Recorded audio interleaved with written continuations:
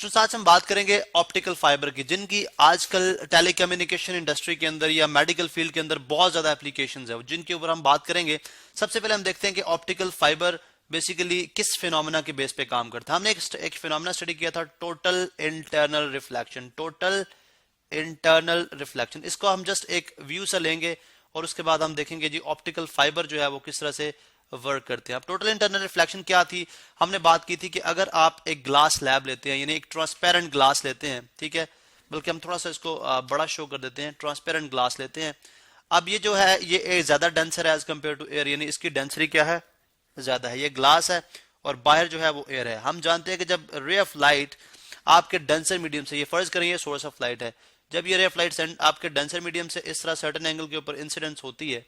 ठीक है, यहाँ पे देखें, ठीक है, तो अगर हम यहाँ पे नॉर्मल ड्रॉ कर लेते हैं, नॉर्मल मीन के वो परपेंडिकुलर डिस्टेंसेस ड्रॉ कर लें, ये हो गया, ये परपेंडिकुलर डिस्टेंस है, ये परपेंडिकुलर डिस्टेंस है, ठीक है। अब आप देखें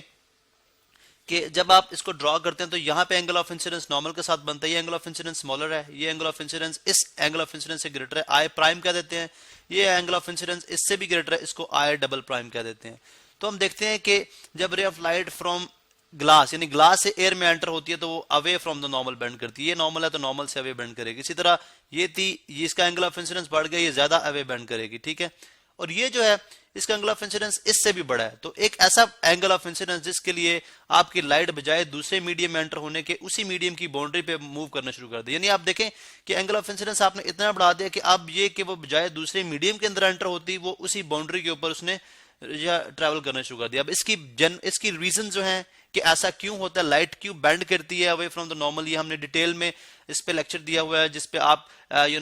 टोटल इंटरनल रिफ्लेक्शन पे जाएंगे तो आपको आइडिया हो जाएगा कि ऐसा क्यों है। अब ये जो एंगल ऑफ इंसिडेंस है जिसके ऊपर, यानी अब ये सर्टेन एंगल जो है this is called critical angle, इसको हम बोलते हैं क्रिटिकल एंगल। यानी इससे अगर आपने एंगल ऑफ इंसिडेंस ग्रेटर कर दिया, बढ़ा दिया, तो रे ऑफ लाइट बजाय, जैसे मैं यहाँ पे शो करता हूँ, रे ऑफ लाइट बजाय दूसरे मीडियम में पास होने के क्या कर जाएगी, रिफ्लेक्ट कर जाएगी। यानी इसी मीडियम में, फर्ज करें ये अगर आप ग्लास को एक्सटेंड कर देते, ठीक है, तो ये इसी मीडियम में क्या हो जाती है, वापस रिफ्लेक्ट होकर इसी मीडियम में वापस आ जाती। अब ये है टोटल इंटरनल रिफ्लेक्शन। अब इसके लिए जो जनरली, यानी विद रिस्पेक्ट टू एयर जो ग्लास का क्रिटिकल एंगल है वो कितना है,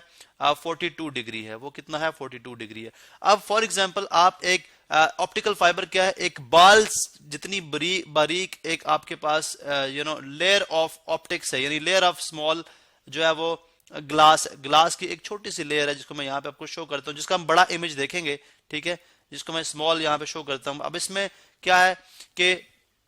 अगर लेट सपोज इसके साइडों पे आप एयर बना देते हैं, ठीक है, इसके साइडों पे हम एयर बना देते हैं, तो क्या होगा, रेज ऑफ लाइट, यानी अगर आप एक सर्टेन एंगल के ऊपर, फॉर एग्जांपल ये आपने एक ऑप्टिकल फाइबर बना दी, ठीक है, और इसमें आप देखते हैं एक सर्टेन एंगल के ऊपर लाइट को क्या कर रहे हैं, फॉर एग्जांपल इस एंगल पे लाइट जो है वो आती है, आप फर्ज करें ये एंगल क्रिटिकल एंगल से ग्रेटर है, ये रिफ्लेक्ट करेगी, फिर रिफ्लेक्ट करेगी, फिर रिफ्लेक्ट करेगी, फिर रिफ्लेक्ट करेगी, फिर रिफ्लेक्ट करेगी, फिर रिफ्लेक्ट करेगी, फिर रिफ्लेक्ट करेगी, ये पास तो कर जाएगी। यानी इस ऑप्टिकल सेंटर में से, सॉरी, इस जो ऑप्टिक है, आपकी ऑप्टिकल फाइबर है, जो आपकी शीशे की यानी ग्लास की तार नुमा बनी हुई है, जो कि बाल के बराबर बारीक होती है, इसमें से ये जो आपकी रे ऑफ लाइट है ये पास तो कर जाएगी, लेकिन अगर आप देखें तो कितनी वो जो है वो रिफ्लेक्शन कर रही है, बहुत ज्यादा रिफ्लेक्शन कर रही है, जिससे उसकी स्पीड ऑफ लाइट में फर्क पड़ेगा। यानी इसकी स्पीड थोड़ी सी स्लाइड हो जाएगी, और क्योंकि जब ये हिट करेगी तो अपनी एनर्जी भी थोड़ी सी लूज करेगी ड्यू टू फ्रिक्शन। अब होगा क्या कि हमने इसकी एक तो स्पीड को इंक्रीज करना है, और एक जो है हमने इसकी जो है एनर्जी लॉस है उसको कंट्रोल करना है। उसके लिए हम एक टर्म यूज करते हैं, क्लैडिंग। अब व्हाट इज क्लैडिंग, अब क्लैडिंग के लिए क्या, यानी हमें यह समझ आती है कि अगर दो डिफरेंट मीडियम हो, यानी अगर आप देखें तो एयर बहुत एयर डेंसर नहीं है, जबकि ग्लास जो है वो डेंसर है। यानी एयर के अगर आप नंबर ऑफ पार्टिकल्स देखते हैं तो वो लाइक स्कैटर्ड है, मतलब फैले हुए हैं, गैस है। लेकिन अगर आप ग्लास को देखते हैं सॉलिड है, उसके मॉलिक्यूल्स कंपैक्ट हैं, तो ये ज्यादा डेंसर हुआ, एयर लेस डेंसर हुई। तो जब ज्यादा डेंसर से लेस डेंसर में चीज जाती है तो वो away from the normal bend करती है, ठीक है। अब हम एक टर्म है क्लैडिंग। क्लैडिंग क्या है, यहाँ पे मैं आपको शो करता हूँ। अभी हम एक इमेज ले लेते हैं, फर्ज करें हम इसको कॉपी कर लेते हैं, चलें, ये हमारे पास हम देखते हैं जी, ये ऑप्टिकल फाइबर है।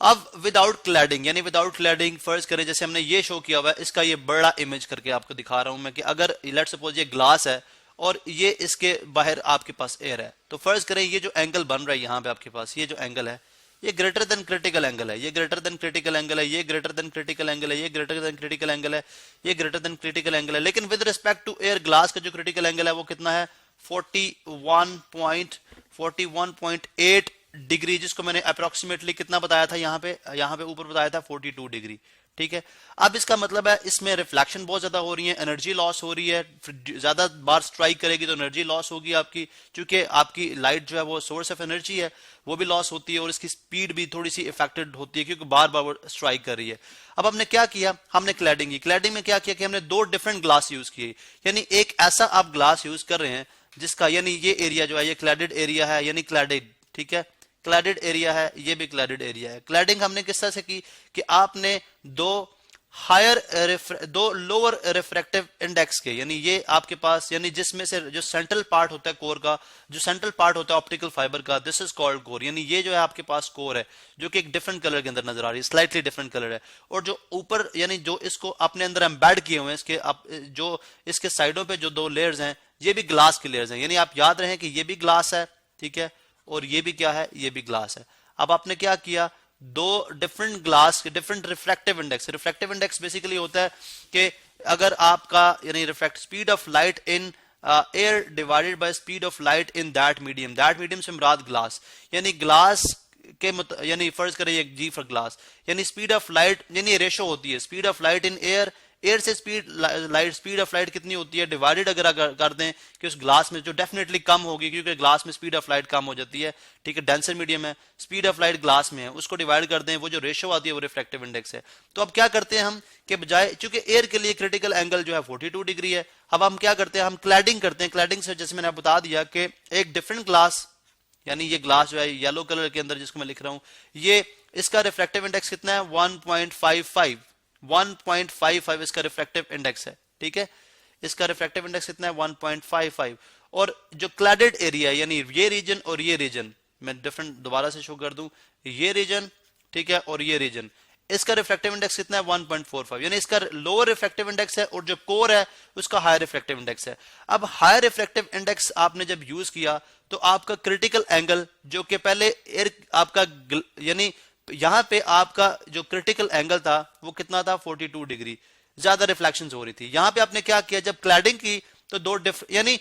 एयर का जो डिफरेंस है, एयर की डेंसिटी का जो डिफरेंस है ग्लास है वो बहुत ज्यादा है,